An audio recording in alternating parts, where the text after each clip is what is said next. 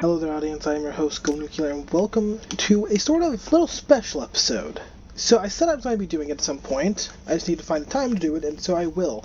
This part won't be really, beat-to-beat, action-packed, dialogue-based episode with my snarky commentary. In fact, what we're going to do here is I'm going to mute my mic, let the recording record, the audio play, and we together, because I've never actually gone through all of these, we together are going to go through the entirety of what is in the Mass Effect 2 Codex. So, that's it.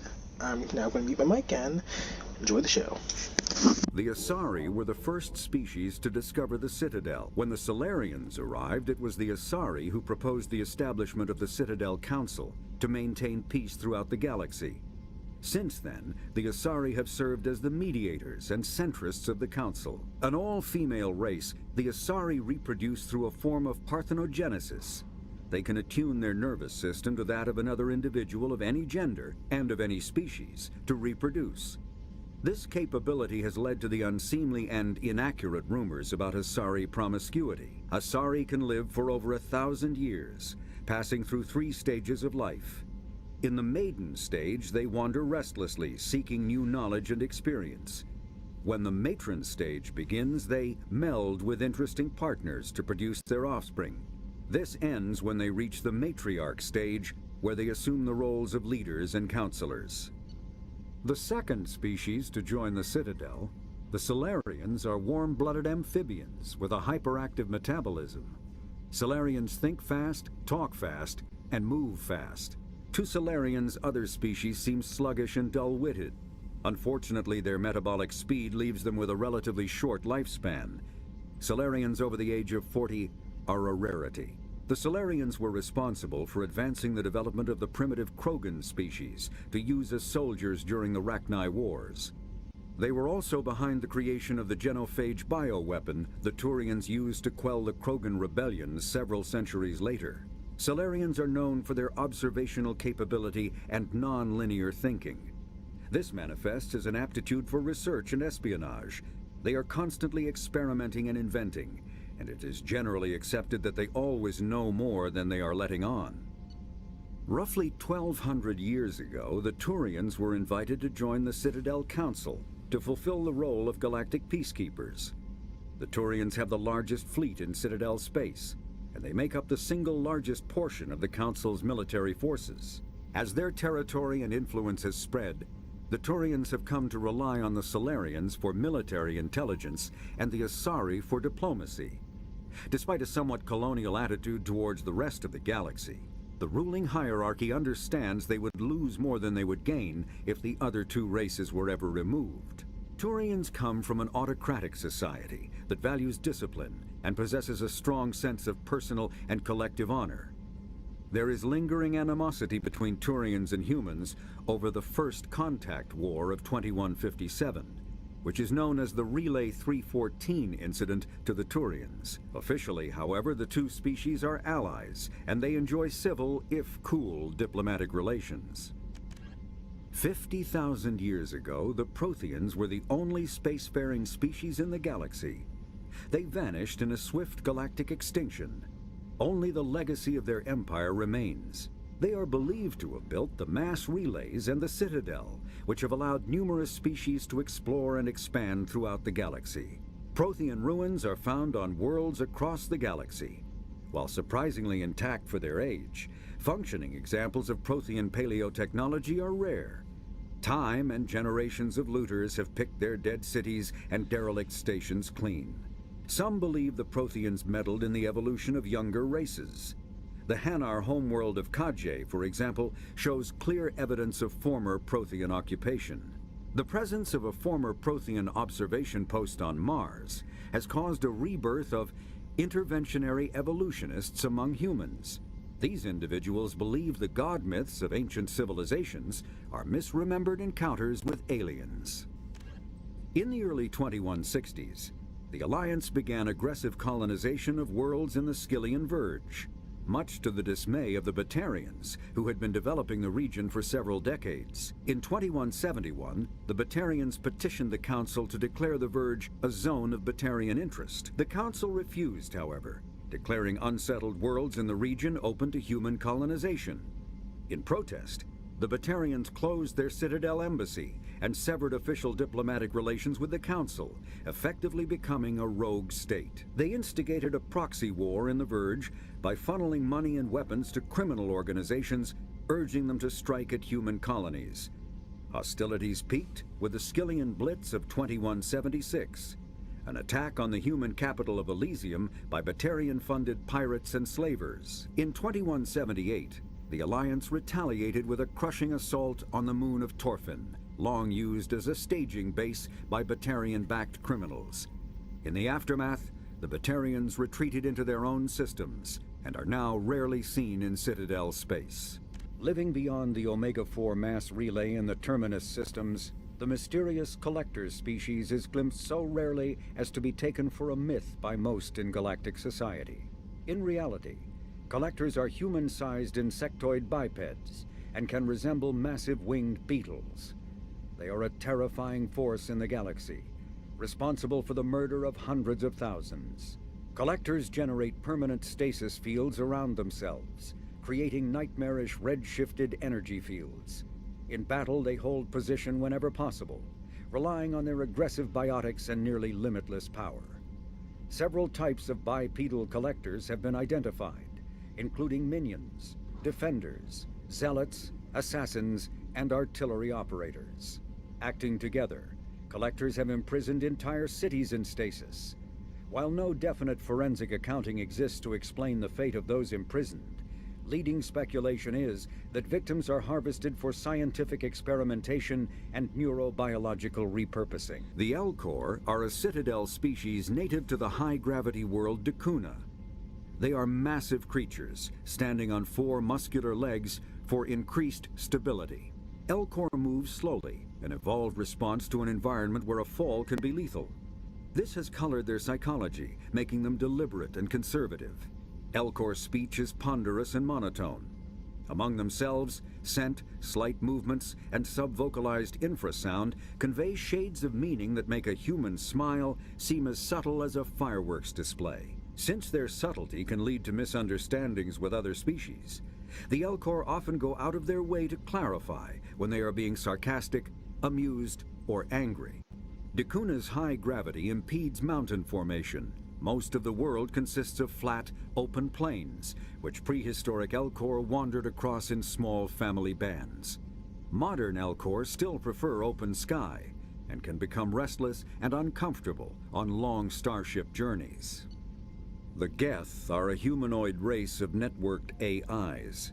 They were created by the Quarians 300 years ago as tools of labor and war. When the Geth showed signs of self-evolution, the Quarians attempted to exterminate them. The Geth won the resulting war. This example has led to legal, systematic repression of artificial intelligences in galactic society. The Geth possess a unique distributed intelligence. An individual has rudimentary animal instincts, but as their numbers and proximity increase, the apparent intelligence of each individual improves. In groups, they can reason, analyze situations, and use tactics, as well as any organic race. Geth space is located at the trailing end of the Perseus Arm, beyond the lawless Terminus systems. The Perseus Veil, an obscuring dark nebula of opaque gas and dust, lies between their space and the Terminus systems. The Hanar are a Citadel species known for excessive politeness. They speak with scrupulous precision and take offense at improper language. Hanar that expect to deal with other species take special courses to help them unlearn their tendency to take offense at improper speech. All Hanar have 2 names. The face name is known to the world. The soul name is kept for use among close friends and relations. Hanar never refer to themselves in the first person in conversation with someone they know on a face name basis. To do so is considered egotistical, so instead they refer to themselves as this one, or the impersonal it. Their homeworld, Kaje, has 90% ocean cover and orbits an energetic white star, resulting in a permanent blanket of cloud. Due to the presence of Prothean ruins on the world, many Hanar worship them and Hanar myths often speak of an elder race that civilized them by teaching them language. The Krogan evolved in a hostile and vicious environment. Until the invention of gunpowder weapons, eaten by predators was still the #1 cause of Krogan fatalities. Afterwards, it was death by gunshot. When the Solarians discovered them, the Krogan were a brutal, primitive species, struggling to survive a self-inflicted nuclear winter. The Solarians culturally uplifted them, teaching them to use and build modern technology, so they could serve as soldiers in the Rachni War. Liberated from the harsh conditions of their homeworld, the quick-breeding Krogan experienced an unprecedented population explosion. They began to colonize nearby worlds. Even though these worlds were already inhabited, the Krogan rebellions lasted nearly a century, only ending when the Turians unleashed the Genophage, a Solarian-developed bioweapon that crushed all Krogan resistance. The Genophage makes only 1 in 1,000 pregnancies viable, and today the Krogan are a slowly dying breed. Hovering tanks resembling a cross between an octopus and a giant crab, Praetorians are well-armored killing machines of mysterious origin. Fuck those guys, you don't need to know about them. From their home system by the Geth nearly 3 centuries ago, most Quarians now live aboard the Migrant Fleet, a flotilla of 50,000 vessels ranging in size from passenger shuttles to mobile space stations. Home to 17 million Quarians, the flotilla understandably has scarce resources. Because of this, each Quarian must go on a rite of passage known as the pilgrimage when they come of age. They leave the fleet and only return once they have found something of value they can bring back to their people. Other species tend to look down on the Quarians for creating the Geth and for the negative impact their fleet has when it enters a system. This has led to many myths and rumors about the Quarians, including the belief that underneath their clothes and breathing masks, they are actually cybernetic creatures, a combination of organic and synthetic parts. A myth common to several cultures in the galaxy. Reapers were imagined to be space monsters who consumed entire stars. Archaeologists and mythologists attempting to uncover sources for such myths have yielded little, except interstellar religious themes of all-consuming devils common to primitive cultures. The Volus are a member species of the Citadel with their own embassy, but they are also a client race of the Turians. Centuries ago, they were voluntarily absorbed into the hierarchy, effectively trading their mercantile prowess for Turian military protection. Erun, their homeworld, lies far beyond the normal life zone of its star. However, the world has a high-pressure greenhouse atmosphere that traps enough heat to support an ammonia-based biochemistry. As a result, the Volus must wear pressure suits and breathers when dealing with other species, as conventional nitrogen-oxygen air mixtures are poisonous to them, and in the low-pressure atmospheres tolerable to most species, their flesh will actually split open. Volus culture is tribal, bartering lands and even people to gain status. This culture of exchange inclines them to economic pursuits. It was the Volus who authored the Unified Banking Act, and they continue to monitor and balance the Citadel economy. Although they resemble a mammal-reptile cross, the Vorcha have no terrestrial analog. They are humanoid in form, but Vorcha have clusters of non-differentiated neoblast cells, like those of Earth's planarian worms. Damaged Vorcha cells mature into specialized structures to alleviate injury or stress. Transformations include thicker skin following injury, lung adaptation for barely breathable atmospheres, and stronger cardioskeletal muscle under high gravity. Skull capacity and brain size do not change, and Vorcha rarely make more than one somatic overhaul.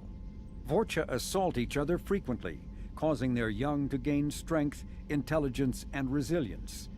As a result, Vorcha see inflicting and receiving pain as normal communication. Few Vorcha study professions, in part because their average life expectancy is only 20 years. Because Vorcha can eat and breathe nearly anything, they can live almost anywhere. But racism prevents them from integrating into most societies that dismiss them as vermin. They have few employment options beyond Krogan mercenary bands. The Citadel is an ancient deep space station presumably constructed by the Protheans. Since the Prothean extinction, numerous species have come to call the Citadel home. It serves as the political, cultural, and financial capital of the galactic community. To represent their interests, most species maintain embassies on the Presidium, the Citadel's inner ring. The Citadel Tower in the center of the Presidium holds the Citadel Council chambers. Council affairs often have far-reaching effects on the rest of the galactic community. 5 arms, known as the wards, extend from the Presidium. Their inner surfaces have been built into cities, populated by millions of inhabitants from across the galaxy. The Citadel is virtually indestructible. If attacked, the station can close its arms to form a solid, impregnable shell. For as long as the station has existed, an enigmatic race called the Keepers has maintained it.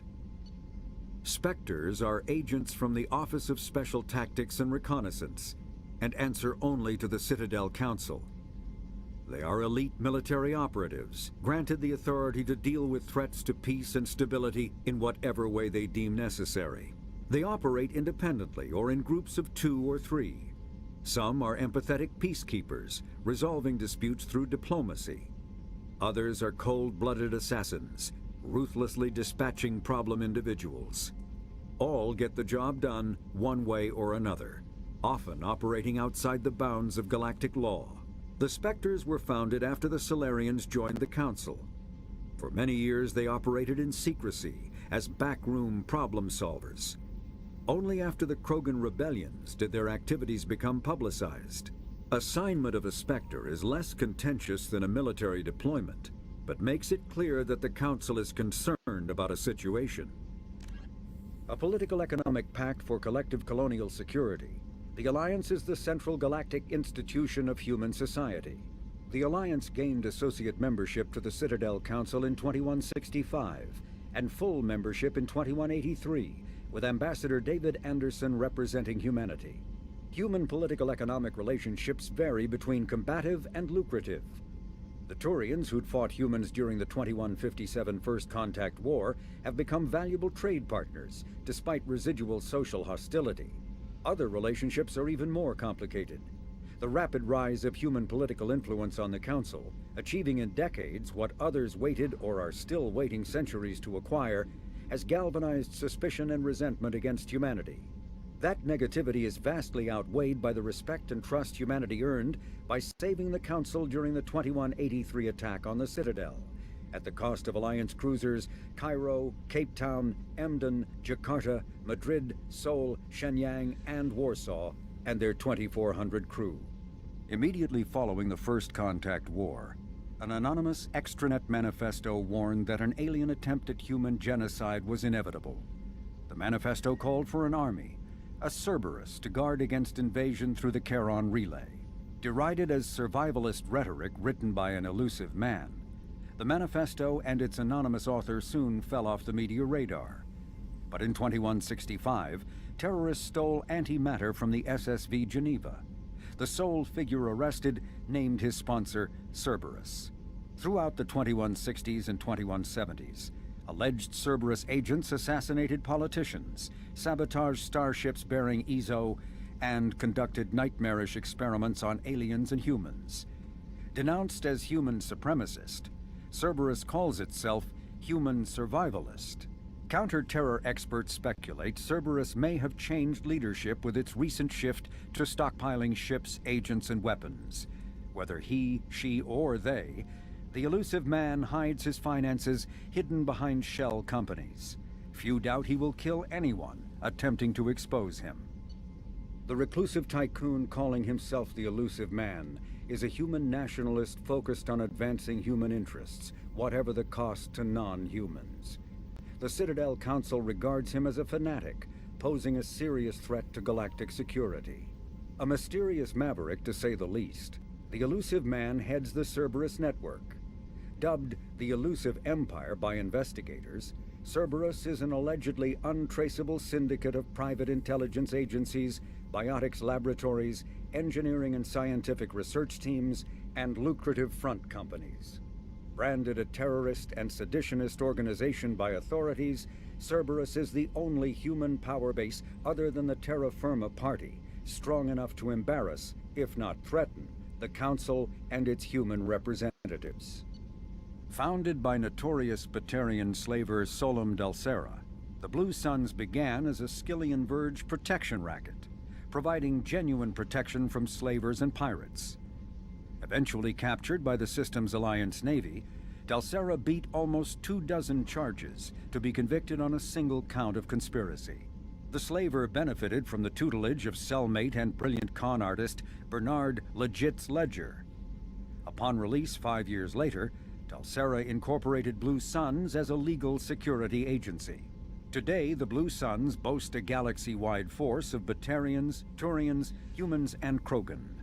Each deployment is backed by a logistics corps, selling everything from heavy weapons to shaving cream.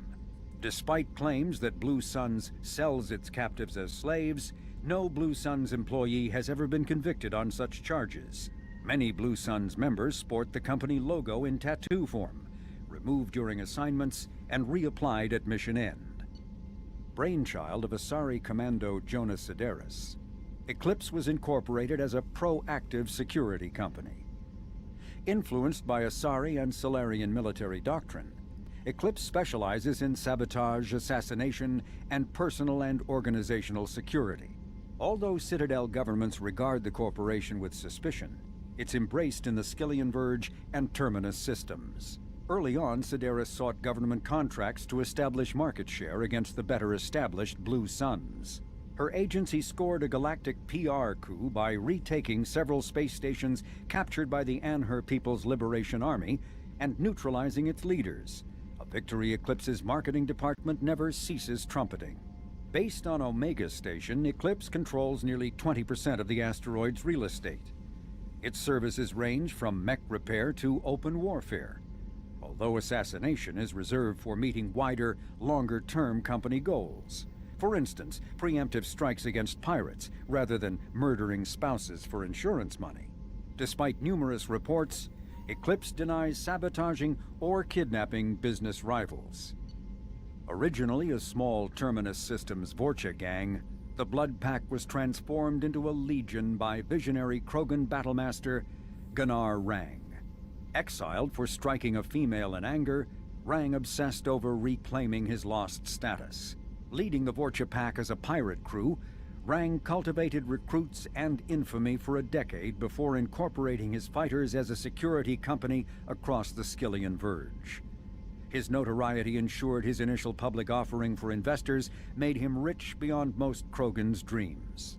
Rang returned triumphantly to his clan, rallying elders, Krogan hordes, and their firepower and biotic support toward professional violence in the Terminus systems. Banned from Citadel space, the Blood Pack bribes its way through spaceports into armed conflicts across the galaxy.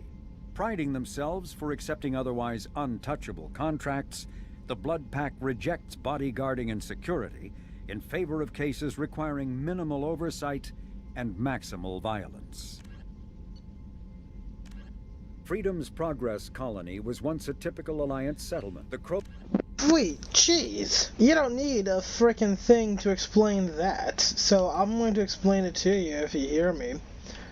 Let me essentially explain planets and locations. Freedom's Progress colony was once a typical Alliance settlement, but following complete communications So essentially with Freedom's Progress, Freedom's Progress colony was once a typical Alliance settlement. It's that. Hey, Storm. Before the Geth Revolt 300 years ago. It's that. A typical Terminus colony. You were there. Known as the Starcraft Cemetery. We were there. Was we were there. We were there. You don't even know that shit. Just so much stuff. I'm not. Yeah, we already know some of this. I don't even need to save it. I didn't do anything. Bye.